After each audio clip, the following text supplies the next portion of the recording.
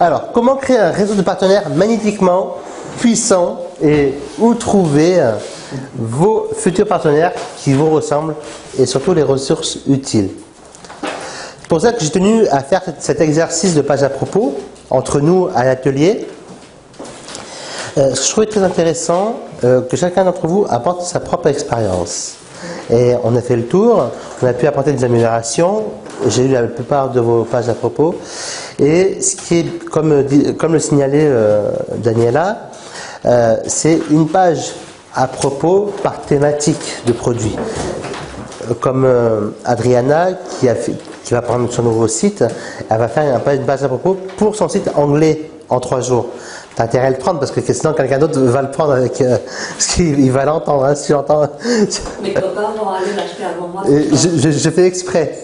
Je fais exprès. Donc voilà, c'est vraiment une page à propos.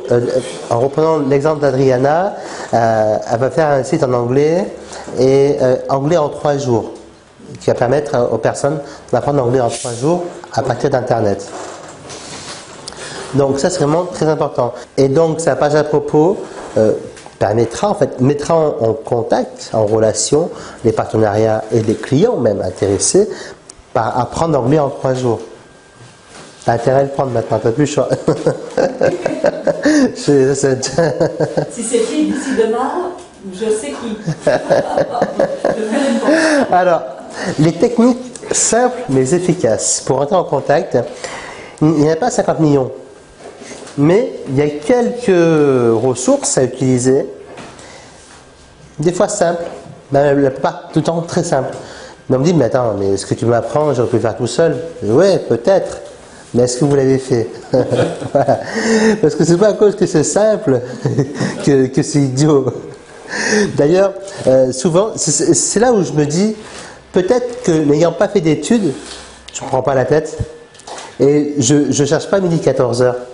Du coup, je fais les choses comme bon me semble, je teste de nouvelles choses, et ça permet des fois de ressortir des résultats assez sympas. Alors, des fois je me plante, mais la plupart du temps, ça nous permet de ressortir des résultats sympas. Et ces ressources simples, déjà, l'entourage. Qui parmi vous a déjà parlé de son projet web à un ami proche, à un collègue de travail ou à son entourage proche, quoi. Voilà. Proche ou moins proche, mais.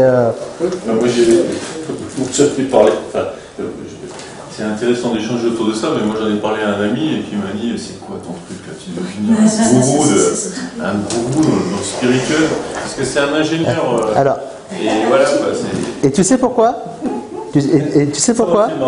Tu sais, alors, donc ton ami t'a répondu, mais donc tu en as parlé à ton ami Marc, et il t'a dit, mais tu vas devenir un gourou dans le spirituel, parce que ta page à propos n'était pas claire, et ton idée n'était pas claire. J'ai trop improvisé sur voilà.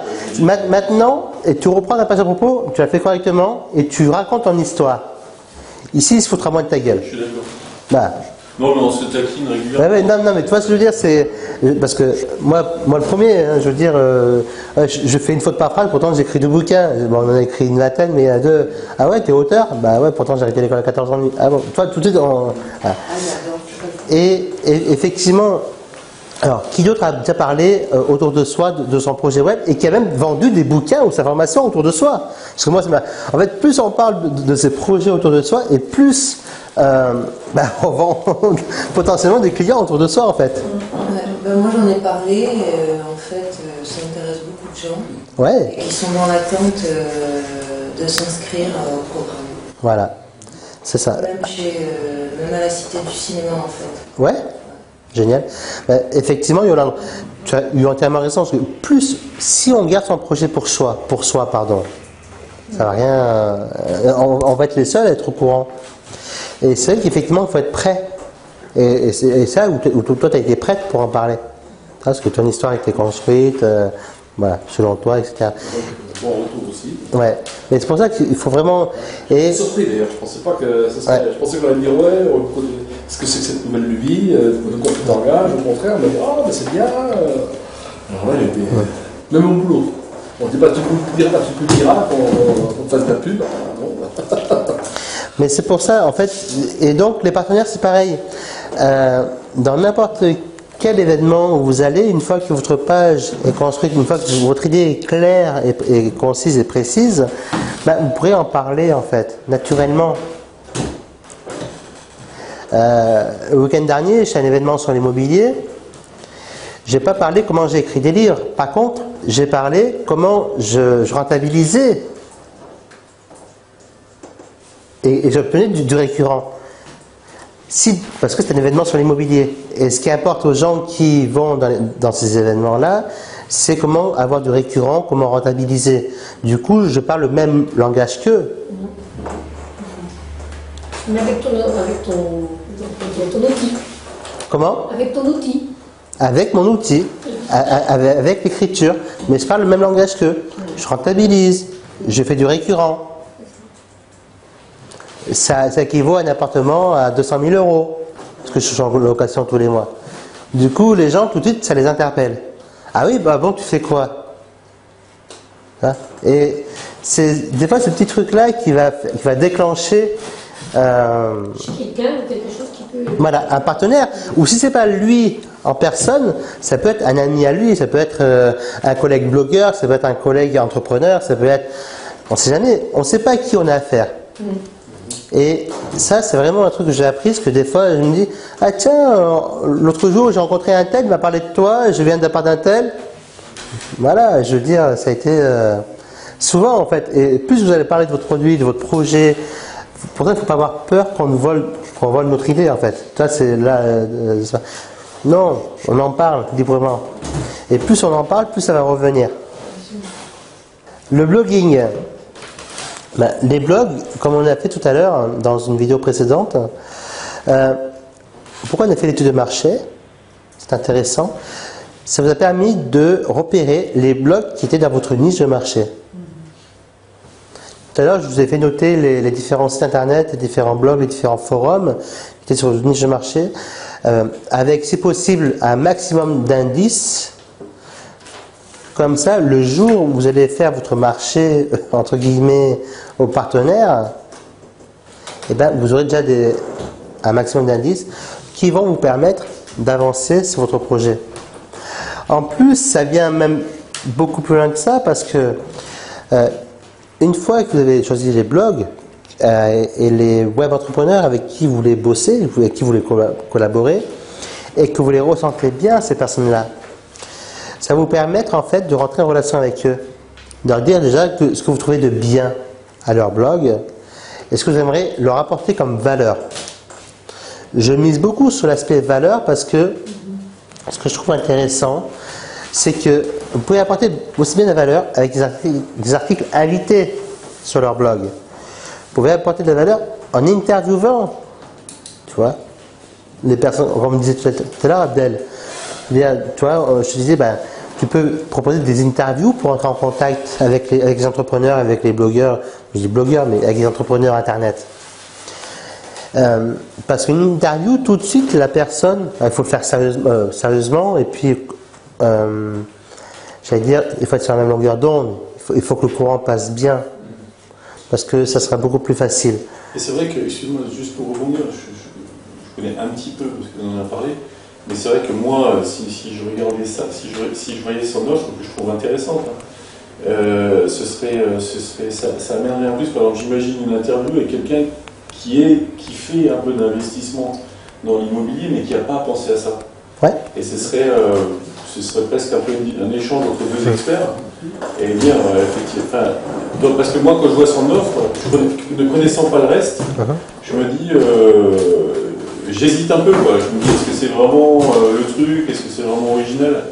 Donc, avoir un échange de points de vue comme ça, de gens qui connaissent le sujet, c'est vrai que c'est sympa. C'est pour ça que, en fait, ta question est vraiment pertinente, Marc, parce qu'effectivement, de faire une interview avec un autre expert, ça vous mènera aussi, vous deux, en tant qu'experts. Quand on a fait le passeport pour un emploi, mettre en avant les conférenciers experts du passeport pour un emploi ou de l'auto-édition, ça nous a permis d'être comme des experts. Quand j'ai interviewé Max ou Laurent Chenot Lorenzo, d'autres personnes, même d'autres qui sont moins connus, bah, ça a permis de mettre au même niveau que lui. Et des personnes, ou même des interviews, tiens, je t'ai vu dans une vidéo, dans une interview avec Matt, avec une interview, et tout de suite les gens, en fait, ils font un parallèle entre les deux. Donc vous, et en plus c'est quand même une bonne solution pour entrer en contact. Parce que mine de rien, c'est facile de demander une interview. Parce que vous n'avez pas lui demander de l'aumône, quoi. Vous n'avez pas lui demander de mailer sur votre produit. Vous allez lui proposer une interview, parce que vous trouvez son blog sympathique, parce que vous appréciez ce qu'il fait, et parce que vous voulez apporter de la valeur à votre public. Donc vous allez le faire connaître à votre audience, à vous, sur votre blog à vous, sur votre chaîne YouTube à vous. Donc c'est pour ça, ça c'est vraiment très important. Et une interview, c'est très, bon, j'en parlais tout à l'heure, mais c'est très vite fait. Vous prenez Google Hangout, un micro casque et une webcam, et c'est parti, quoi. Faut pas sortir de... Au niveau investissement, quasiment zéro, parce que aujourd'hui tous les ordinateurs portables, ils ont une webcam, la plupart, en tout cas. Si vous avez un ordinateur de bureau, vous avez une petite webcam, ça coûte 20 €, à peu près 20-25 €. Voilà. Après, Google Hangout, c'est gratuit. Et quand tu fais une vidéo comme ça, au niveau de comment il y a quelqu'un qui te filme? Non, tu le fais toi. Tu l'enregistres. En fait, et quand tu fais une vidéo à Google Hangout, il faut avoir juste un compte Gmail. Oui. Tu ouvres ton compte Gmail. D'ailleurs, il y a une formation à l'intérieur de Business Magnetic dont tu as accès à comment créer un Google Hangout. Tu pourras regarder. Ouais.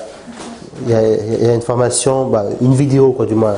Comment créer très facilement, en fait, ton... Et ce que je voulais juste te dire, c'est que quand on vous regarde, en fait, on voit bien que des fois, il y a eu des coupures.